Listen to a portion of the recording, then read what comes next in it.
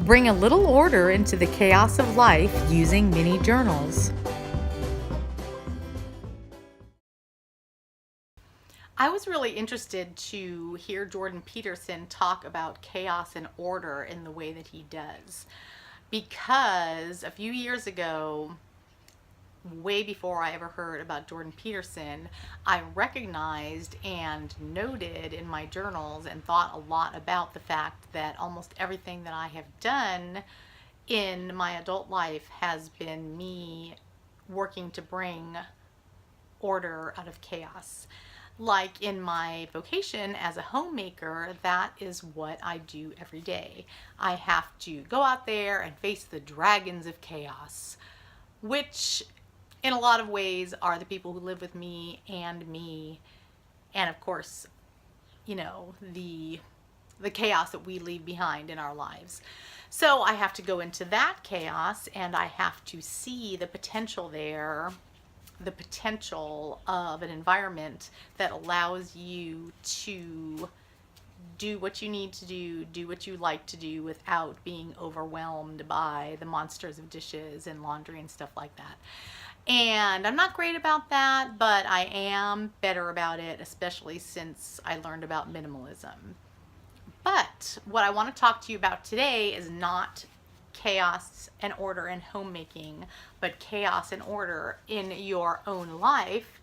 And I'm going to show you how to get a handle on that a little bit by using these mini journals. I'm going to show you how to make one and show you inside a few of mine, and hopefully they will help you to have a less chaotic and healthily ordered existence, because you don't want to be too rigid either, because that becomes, well, you become your own personal dictator.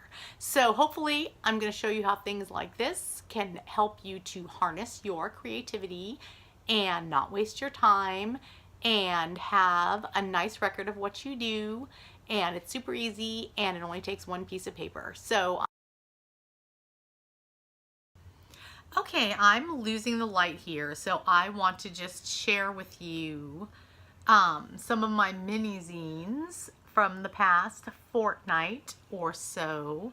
And also, just for fun, I found this, which I made probably 17 or 18 years ago, and it's not the exact same form I'm going to show you, but it's really similar. And it comes from the time when I was a young mother and thinking a lot about things like homeschooling and how I was going to mold my children into being exactly what I wanted. And now my oldest child is 24 and about to have her first baby. And what I thought was going to happen in here, in a lot of ways, is different than what I expected. But this is called Things I Say I Want to Do That I Rarely Do. And I still have a lot of things like that, but little journals like this are helping me to do that less often. And what's really neat about these is you can kind of explore an idea and then decide not to do it, because I'm all about generating ideas, and a lot of my ideas do kind of come into some form in the real world, but a lot of them are just in my journals or in things like this. So let me show you what I've done the past couple of weeks. Right here, I was thinking about having a mini zine subscription. If I do decide to do that, which I have not fully decided, it will be something done on Patreon. And there will be one mini zine, 8-page mini zine a week that you can either download and fold yourself, which is super easy, or if you like mail, I can mail you 4 mini zines every month. But like I said, I have not committed to that. I will tell you here if I do that. Or you can sign up for my mailing list at roughedgeslife.com. Okay, we also have video ideas. That's pretty straightforward. And this is a little mini zine or mini journal that I made This is a drawing that I did at the Mockingbird conference, and I'm trying to decide whether I want it on the cover, which means that it would be color. So I made a little tiny copy and I colored it. I don't love some of the colors. I would probably change them around, but I think it would make a good cover. And I've got all these other pages that I can make little notes about what I want in the Mockingbird zine. And then I have this. This is a planner for 1 week, really cool. It's got the cover and the back cover, and I have more to do this week than I like to do in most weeks. And if I don't want to feel terrible, I really need to be orderly in my mind about what I need to do when. So instead of writing this in a big journal when I'd have to go back and find it, I can just carry this around with me, and it has every day what I need to do, you know, just like a regular to-do list. It could be fancied up. But what was really cool is I realized that I could cut just one part of it and I could make a habit chart for just a week. So this is the one I'm going to show you how to make in the next segment. Okay, literally all you need to make this journal is one piece of paper. And a pair of scissors would be nice, but if you don't have one, you can always tear. And you can make this with copy paper. I know most of you will probably just have copy paper in your house, but down in the show notes, I'm going to tell you the kind of paper that I use that you can order from Amazon. It is 8.5 by 14 Bristol paper, 67 pound, and it's got a real toothy surface, and it will take just about any kind of medium you want to put on it except real heavy paint. So definitely try this with copy paper if it's all you have, and a pen. That's all you need. But if you wanted to use any other kind of medium, watercolor, anything, drop 10 bucks and get some of this paper. Okay, come and watch how I fold this. And this is 8.5 by 11. I cut it down from 8.5 by 14, and you will have an 8-page mini zine in just a few minutes.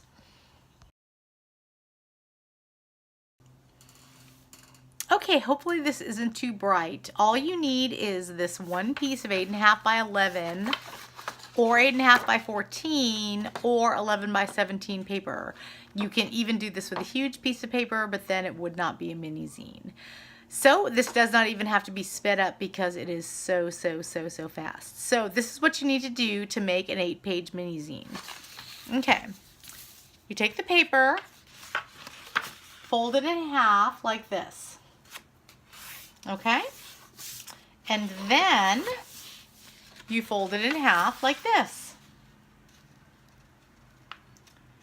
And then you open it up and you fold it in half towards the center from each side.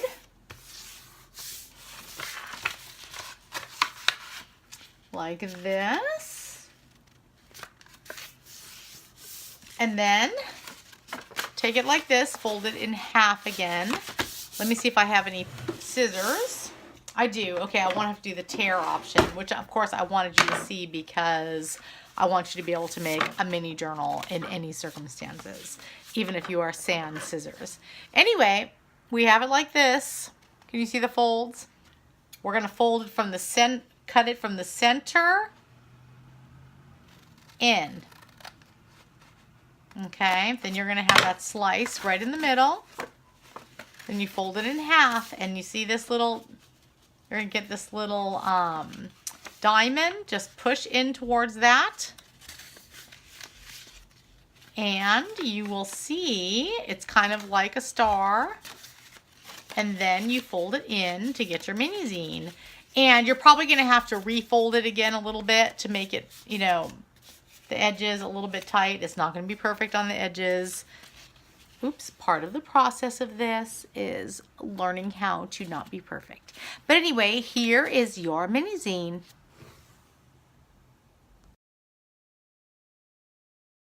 Okay, now I'm going to show you how to cut your book to get the little flap in the back so you can have a habit chart if you would like to do that. Of course, you can put anything in the back. You can put notes, you can put drawings, you can not cut it all. But the first thing you need to know is after you leave this star shape, depending on which way you fold it, you're going to get your folds in different places. So you kind of just have to look and see if you cut it at the edge where that would leave you in the front. So where I'm going to cut it is, I'm going to cut it right along here. Right along here. This is the edge on the inside. I'm going to cut right here. No, I'm sorry. I'm going to cut here along the spine. Okay? See the spine? Okay. It's going to go up. Just about. Going to get to the top. It's not going to be even.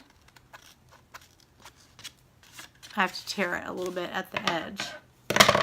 So you're going to tear it there. And then, of course, what you do is you kind of, this opens up in the back here, and this is the front cover. You can either take some glue stick and put it in here, or me, I'm a fan of staples.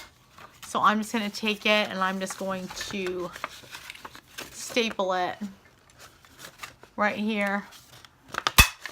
Staple, staple. I guess I'm punk like that. But anyway, so now you have the book and you have the fold in the back. Okay, I literally just heard the quote by Dr Peterson that is on the little slide before this segment. And I knew I wanted to use it to end this video. And the quote was, if you are not hitting what you're aiming at, move lower. And I know that that sounds kind of counterintuitive, but over the past maybe 5 years, I have discovered that starting small a lot of times is a key to doing something big. And sometimes starting small is all you can do and you won't even move past that, but at least you have done something. And not doing things that you want to do or you think you should do is a real burden. And even something as simple as this is doing something. He also said in that same Q A that I'll link down in the show notes that a lot of us suffer from anticipatory anxiety. And I guess that is just the struggle that a lot of us have to take the first step on something that we want to do or that we need to do. Somehow that first step is the hardest. And it does sound kind of cliched, but the fact is that even taking tiny steps, you're gonna be somewhere else than you would be if you didn't take any steps at all. Even if you move backwards, you can, backtrack and go forward again. But anyway, I hope that I showed you in this video how something little like this can help you to take the chaos of your life and your mind and make it hopefully a little bit more orderly in a way that is healthy and that will help you to progress in your life in the way that you want to do. And I also think that things like this really do help the anticipatory anxiety, because even if all you do is make this, like I had this little zine about maybe having a mini zine subscription, even if I never do actually bring this to fruition, I got it out, I considered it, and now it can kind of be in the past. I don't have to contend with it anymore. And all of these are actually big ideas. I know these are small little books and I'm not an intellectual, but these are big ideas and I think a lot about them, but I don't want to fit it all into this video because it'll be 5 hours long. So anyway, please make a little mini journal if you have any questions about mini journals or zines or anything that has come up in any of my videos. And if you like it or hate it, please leave me a comment, and you can also email me at samantha@roughedgeslife.com and comment to me there. So thank you for watching my video, and I hope you will come back and watch another one later. Bye.